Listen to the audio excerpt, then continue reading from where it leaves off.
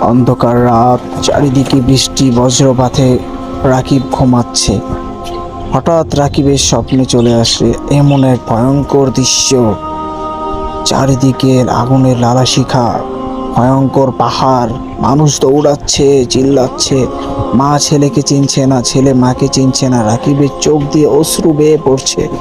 রাকিব ভয়ে আতঙ্কে চারিদিকে শুধু আগুন আর আগুন দেখছে। মাটি ফেটে চৌচির হয়ে আগুন বেরোচ্ছে। রাকিব হঠাৎ করে মাটিতে বসে পড়ে, ইয়া আমার রব, আমাকে আপনি সাহায্য করুন, এই করুণ পরিস্থিতি থেকে আপনি আমাকে রক্ষা করুন। হঠাৎ রাকিবের ঘুম ভেঙে যায়।